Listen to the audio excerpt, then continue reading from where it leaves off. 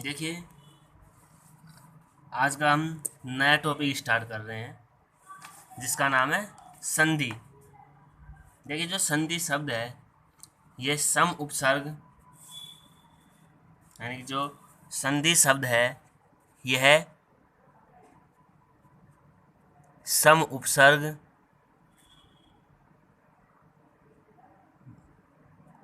दुधाएं।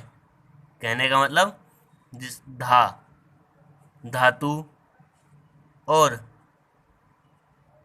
की प्रत्यय से मिलकर बनता है।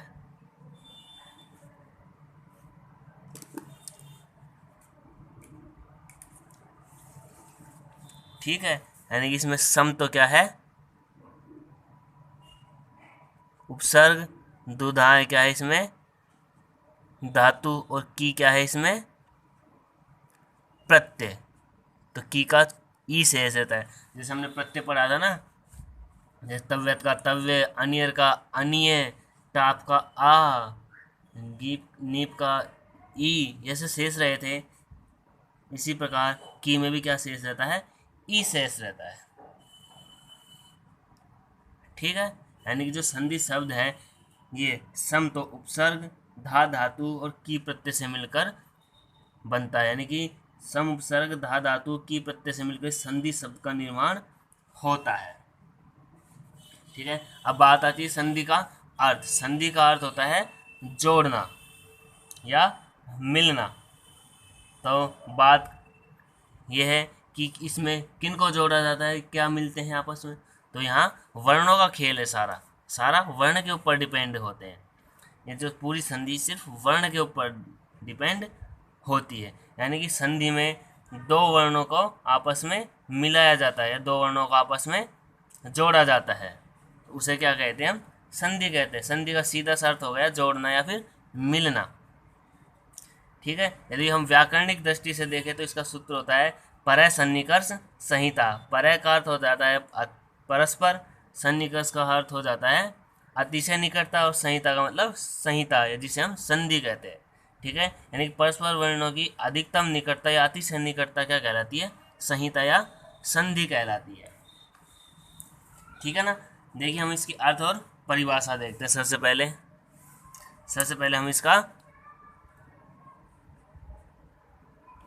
अर्थ एवं परिभाषा देखते हैं।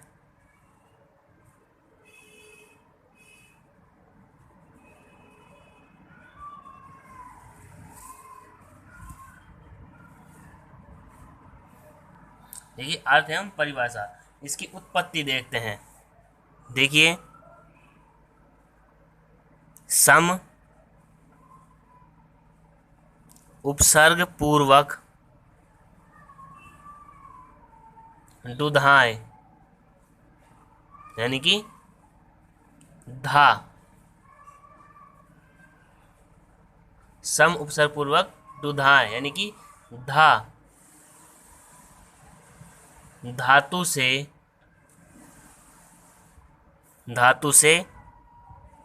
की यानी कि छोटी ई, प्रत्यय लगने से या करने पर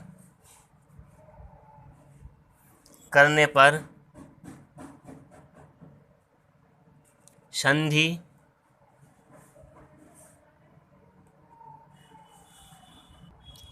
शब्द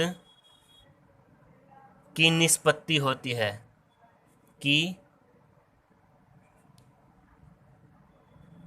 निष्पत्ति होती है, यानी कि संधि शब्द का निर्माण होता है, जिसका अर्थ होता है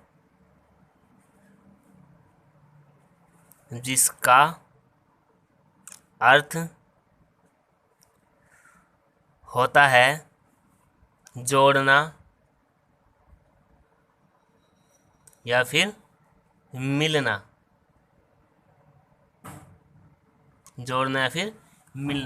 यानी कि दो वर्णों का आपस में जोड़ना या फिर दो वर्णों का आपस में या परस्पर मिलना क्या होता है, संधि कहलाता है। ठीक है,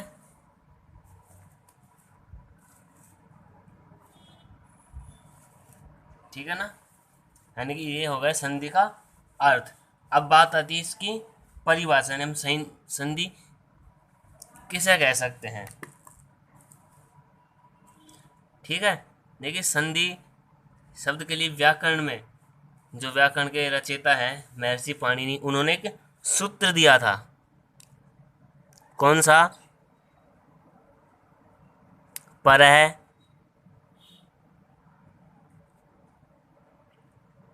सन्निकर्ष संहिता, संहिता,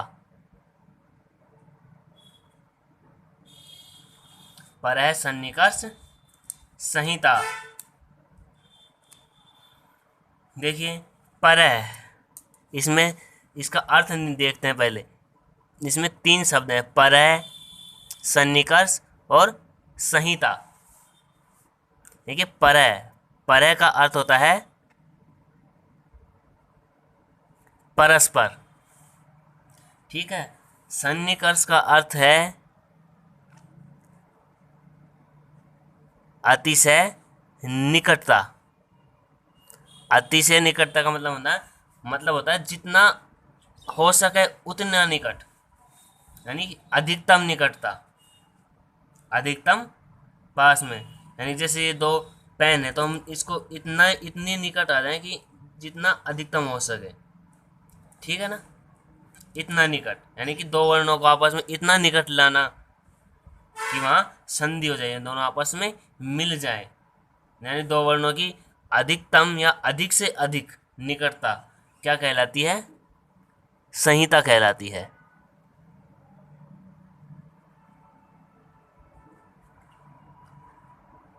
ठीक है, और संहिता का अर्थ वैसे कह दें तो क्या होता है? संधि, यानी कि संधि का एक पर्यायवाची है संहिता। लेकिन संहिता और संधि शब्द में एक डिफरेंस याद रखना हमेशा। कौन सा डिफरेंस? देखिए मैं यहाँ बता रहा हूँ। देखिए एक शब्द है संधि। ठीक है, जो संधि शब्द है ये तो सम उपसर्ग धातु की प्रत्यय से मतलब व्युत्पत्ति हो गई। ठीक है, दूसरा शब्द होता है संहिता। मैं बेसिक चीजें बता रहा हूँ इन दोनों की। ये 2 शब्द हैं, एक तो संधि और एक संहिता। ठीक है, जो संधि शब्द है ये तो कैसा है? पुल्लिंग का शब्द है, और जो संहिता शब्द है ये स्त्रीलिंग का शब्द है। ठीक है ना, ये ध्यान रखना। संधि या संहिता एग्जाम में 2 कुछ भी पूछा जा सकता है, संहिता भी पूछा जा सकता है या संधि, तो दोनों अलग अलग, कंफ्यूज मत हो ना, वहाँ पर दोनों एक ही चीज़ है। बस फर्क ये है कि ये शब्द पुल्लिंग का है और ये स्त्रीलिंग का। इसके लिए कै शब्द आएगा, यानी कि निम्नलिखितेषु शब्देषु कै संधि। ठीक है, यानी कि पुल्लिंग का है, कौन सा संधि है ऐसा बोलेंगे, ऐसा नहीं कौन सी संधि है, कौन सा संधि है। ठीक है, और जो संहिता शब्द है स्त्रीलिंग का, तो इसमें आएगा का संहिता, कौन सी संहिता है, ऐसा भी आ सकता है। ठीक है ना, ये ध्यान रखना। ये हमने एडिशनल चीज़ें बताई है, ये पुल्लिंग का है और ये स्त्रीलिंग का, यानी जो संधि शब्द है पुल्लिंग का है और संहिता शब्द है जो स्त्रीलिंग का है। क्लियर? देखिए हम आपस बात करते हैं अपने टॉपिक की, कि व्याकरण में परिभाषा बताई गई संधि की, पर सन्निकर्ष संहिता। यानी कि पर का अर्थ होता है परस्पर, यानी कि परस्पर आपस में। सन्निकर्ष का अर्थ होता है अतिशय निकटता। लेकिन बात यहाँ आती है अतिशय निकटता, यानी किसको निकट लाया जाए, तो यह बात आती है वर्णों की, यानी वर्णों की या परस्पर वर्णों की अतिशय निकटता क्या कहलाती है? संहिता या फिर संधि कहलाती है। ठीक है, देखिए इसका हम अर्थ लिखते हैं, सूत्र का अर्थ परस्पर वर्णों की अतिशय निकटता ही संहिता संहिता कहलाती है। संहिता कहलाती है।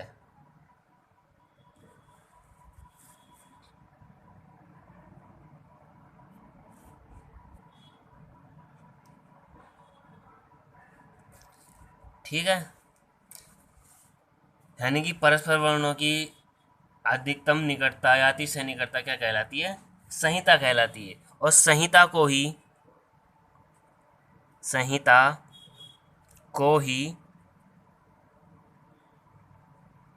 संधि भी कहा जाता है। यानी जो संधि है उसे संहिता, यानी जो संहिता को संधि भी कहा जाता है। कहने का मतलब ये दोनों एक दूसरे के पर्यायवाची शब्द हैं। ठीक है, पर्यायवाची ही शब्द हैं। तो अब हम जो हमने यहाँ तक क्लियर, जो हमने ऊपर देखा, इससे हम निष्कर्ष रूप में हम साधारण भाषाओं में या इनका हम सरलीकरण करके ये बात कह सकते हैं कि दो या दो से अधिक वर्णों का परस्पर मिलने से जो परिवर्तन हो जाता है उसे क्या कहते हैं? हम संधि कहते हैं। सीधी सी परिभाषा ये है, यानी कि भाषा का हमने सरलीकरण कर दिया यहाँ पे। तो सरलीकरण करने के बाद हमारे पास जो परिभाषा निकल कर सामने आती वो हम लिखते हैं यहाँ पे कि दो या दो से अधिक वर्णों के परस्पर मिलने से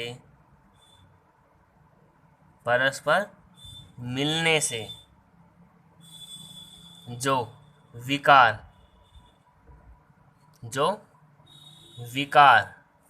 विकार का मतलब जानते हो? विकार का मतलब होता है परिवर्तन होता है या उत्पन्न होता है, उसे संधि कहते हैं। संधि कहते हैं। ठीक है, देखिए, जब दो या दो से अधिक वर्ण आपस में मिलने से, जब आपस में मिलते हैं तो उनसे जो उन वर्णों में परिवर्तन हो जाता है उसे हम क्या कहते हैं? संधि कहते हैं। और जो ये वर्णों के आपस में मिलने जो परिवर्तन होता है ये अनेक प्रकार से हो सकता है।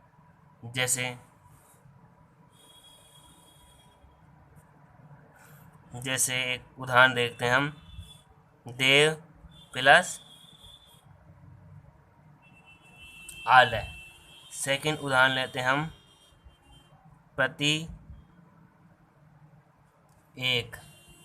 और थर्ड उदाहरण ले लेते हैं हम, कुल प्लस अटा। देखिए, उदाहरण को ध्यान से समझिए। आप पहले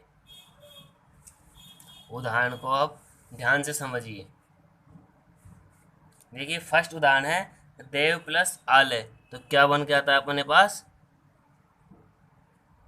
देवालय। तो इस उदाहरण में यहाँ तो ए है और आ है, दो वर्ण है ना, इधर ए और बाद में आ, और दोनों मिलकर क्या बना रहे हैं? यहाँ पर आ बना रहे हैं। ठीक है, इसी प्रकार सेकंड उदाहरण देखिए, प्रति एक है ना, तो क्या बन जाएगा? प्रत्येक बन जाएगा ना। देखिए, यहाँ पर एक तो ई है और बाद में ए है। ठीक है, तो ई के स्थान पर तो यहाँ पर कौन सा वर्ण आ गया? वो नया ही वर्ण आ गया, ये आ गया। और ए है वो ऐसे कैसे रहा? तो क्या बन गया? ये बन गया। ठीक, और नंबर थर्ड उदाहरण में देखते हैं, कुल प्लस अटा, क्या बनेगा? कुल अटा। तो इधर भी ए है और बाद में भी ए है। नियमानुसार ए मिलकर आ बनना चाहिए था, लेकिन यहाँ पर ए ही बन रहा है, कोई परिवर्तन नहीं हो रहा। ठीक है, यानी कि इसमें एक वर्ण जो पहले वाला वर्ण है ये क्या हो गया? हट गया। ठीक है, अब देखिए तीनों स्थितियां दोबारा समझते हैं।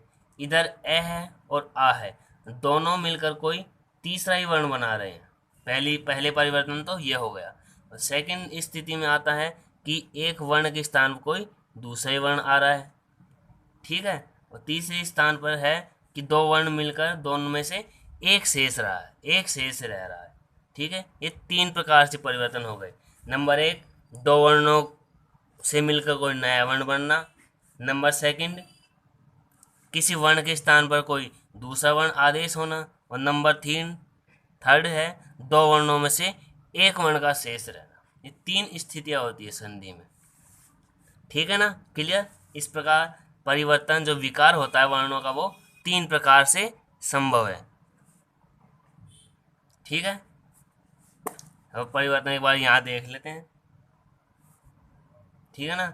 यानी कि दो वर्णों के स्थान पर कोई नया वर्ण बनना, यानी किसी एक वर्ण के स्थान पर कोई नया वर्ण आदेश होना, या फिर दो वर्णों में से एक वर्ण का शेष रहना, ठीक है। ये तीन स्थितियां होती है अपने पास, ठीक है ना। ठीक, यहाँ तक कोई दिक्कत? यहाँ एक बार नोट कर लीजिए आप वीडियो को पॉज करके।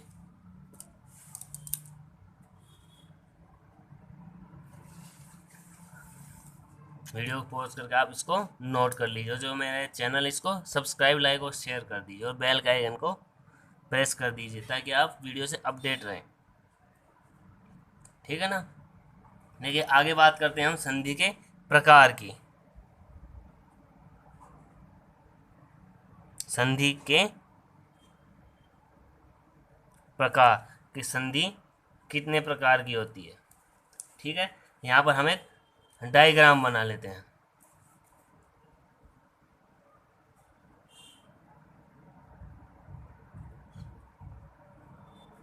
संधि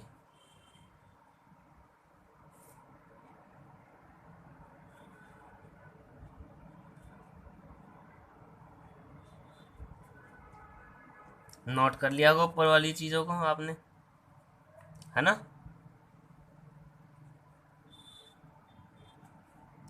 देखिए संधि, संधि होती है जो तीन प्रकार की होती है, थ्री टाइप्स ऑफ संधि। नंबर फर्स्ट होती है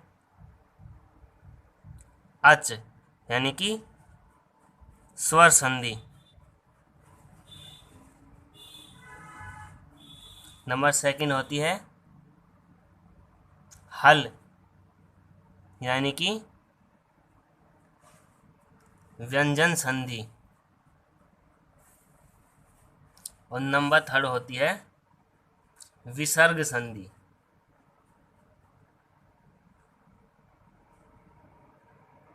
विसर्ग संधि,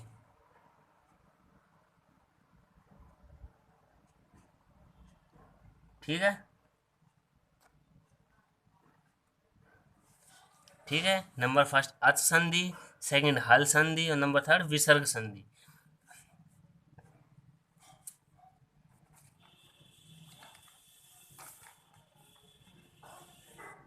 ठीक है, देखिए हम अच संधि में देखते हैं पहले कि अच संधि में कौन कौन सी आती हैं, फिर उसके बाद हल संधि व्यंजन संधि में कौन कौन सी हैं।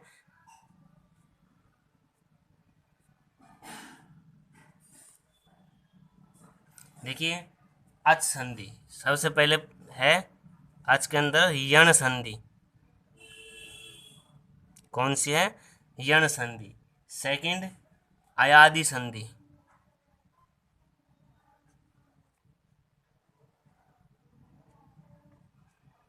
ठीक है, ये उतार ली होगी ऊपर वाली चीज आपने। अयादि संधि, गुण संधि, वृद्धि संधि,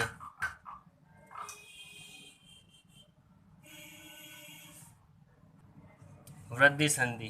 वृद्धि संधि के बाद दीर्घ संधि, जिसे हम सवर्ण दीर्घ बोलते हैं। सवर्ण दीर्घ संधि। ठीक है, इसके बाद पूर्व रूप संधि। फिर इसके बाद पररूप संधि। ठीक है, इसके बाद हम एक संधि और पढ़ लेंगे, प्रकृति भाव संधि।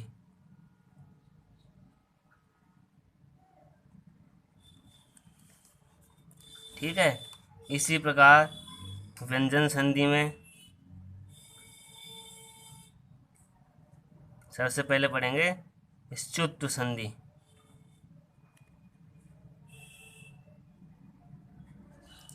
सेकंड में पढ़ेंगे स्तुत्व संधि। नंबर थर्ड जस्त संधि। फोर चर्त संधि। जो व्यंजन संधि ये थोड़ी हार्ड पड़ेगी, है ना। चर्त संधि, उसके बाद अनुस्वार संधि।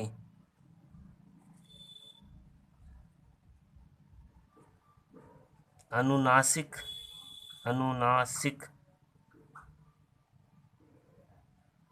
संधि। ठीक है, और इसके बाद हम एक और ले लेंगे परसवर्ण संधि। परसवर्ण संधि। ठीक है, विसर्ग संधि थर्ड है विसर्ग संधि। इसमें सबसे पहले पढ़ेंगे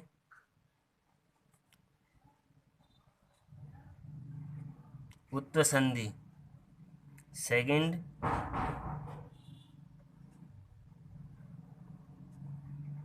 रुत्व संधि, और नंबर थर्ड पढ़ेंगे हम लोप संधि।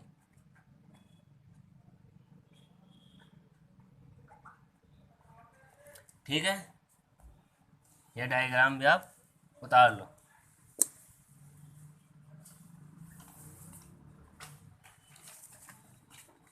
उतार लो वीडियो पॉज करके, आप इस डायग्राम को भी उतार लो।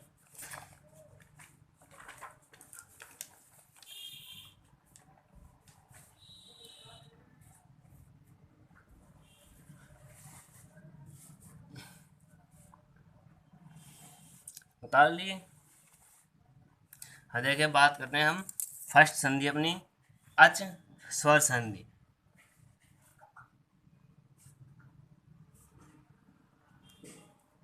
देखिए जो ये संधि के प्रकार हैं, ये वर्णों के अनुसार इनका प्रकारों का डिवाइडेशन किया गया है। यानी कि जहाँ पर स्वर और स्वर का मिलन होता है वहाँ स्वर संधि होती है, जहाँ स्वर या व्यंजन का व्यंजन के साथ मिलन होता है वहाँ पर व्यंजन संधि होती है, और जहाँ पर स्वर या व्यंजन का विसर्ग के साथ मिलन हो वहाँ पर विसर्ग संधि होती है। ठीक है,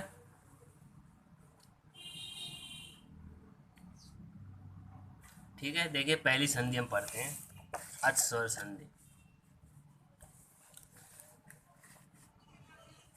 ठीक है,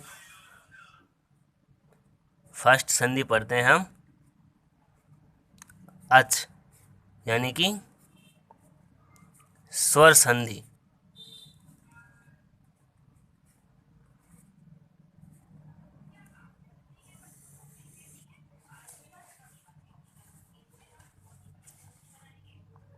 ठीक है, देखिए इसकी स्थिति क्या होती है। देखिए इधर तो क्या होता है स्वर, और उसके बाद में भी स्वर, यानी कि स्वर का स्वर के साथ मिलन हो। जहाँ पर स्वर का स्वर के साथ मिलन हो वहाँ पर कौन सी संधि होती है, स्वर संधि।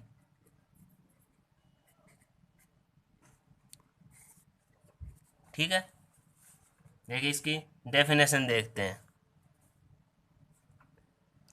जहाँ किसी स्वर वर्ण का, देखिए वर्ण मैंने आपको वर्ण विचार पढ़ाते समय बताया था कि वर्ण दो प्रकार के होते हैं, एक तो स्वर और एक व्यंजन। तो यहाँ स्वर वर्ण की बात कही गई है। ठीक है ना, जहाँ किसी स्वर वर्ण का किसी भी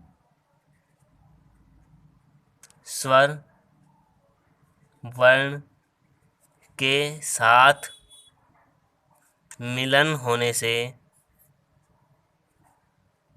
या मेल होने से जो विकार, विकार का मतलब परिवर्तन होता है उसे क्या कहते हैं? अच, यानी कि अच का मतलब होता है स्वर, अच संधि कहते हैं।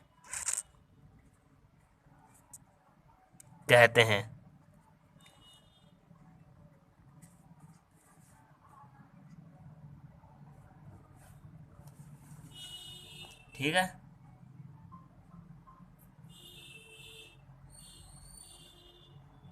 आ गई बात समझ में? यानी कि जहाँ प्लस है, प्लस से पहले भी स्वर हो और बाद में भी स्वर हो, तो वहाँ कौन सी संधि होती है? स्वर संधि होती है। ये ध्यान रखना आपको। ठीक है, जैसे एग्जाम्पल देखते हैं, एक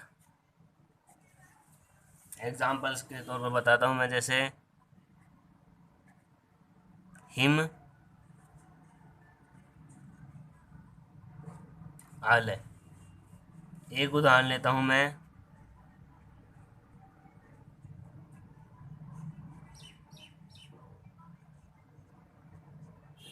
रमा ईश। ठीक है, नोट कर लीजिए आप पहले इनको।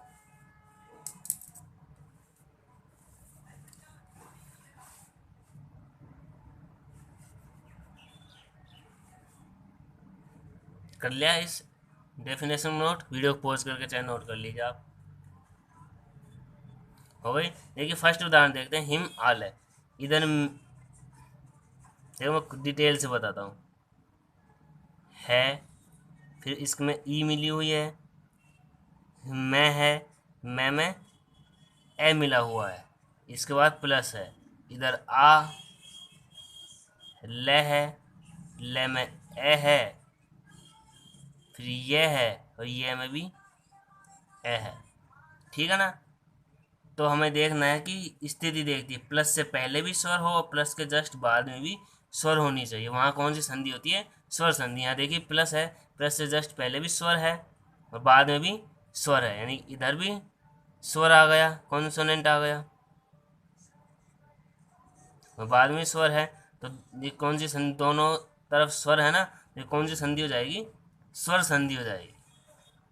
ठीक है, तो दोनों मिलकर आ बन जाएंगे।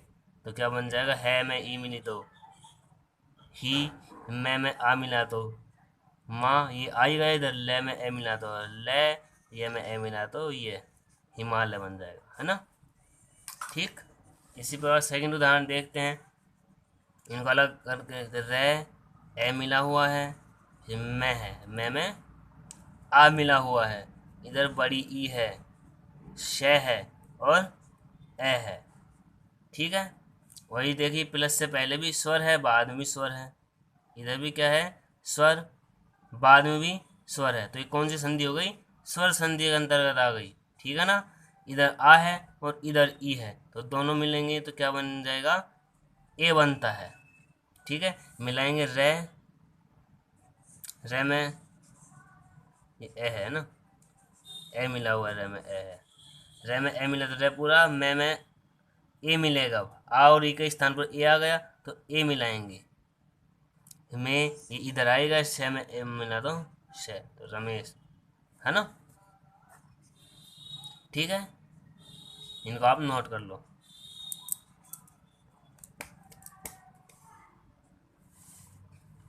ठीक है, ये मैंने ये बताया कि स्थिति बताइए स्वर संधि की। स्वर संधि की स्थिति ये होती है कि प्लस से पहले भी स्वर होता है और बाद में भी स्वर होता है, यानी कि यहाँ पर स्वर और स्वर यानी कि स्वर वर्ण आपस में मिलते हैं, व्यंजन का कोई रोल नहीं है यहाँ पे। ठीक है ना? यहाँ स्वर ही है सिर्फ, यानी दोनों तरफ स्वर वर्ण ही होते हैं, तो वहाँ कौन सी संधि होती है? स्वर संधि होती है। ठीक है, ये स्वर संधि की डेफिनेशन हो गई। अब हम जो स्वर संधि के जो विभिन्न संधियां हैं स्वर संधि की, जैसे यण संधि, अयादि संधि इत्यादि जो संधियां हैं, इनकी हम विस्तार से अगली क्लासों में चर्चा करेंगे। ठीक है ना। आज के लिए इतना ही, धन्यवाद।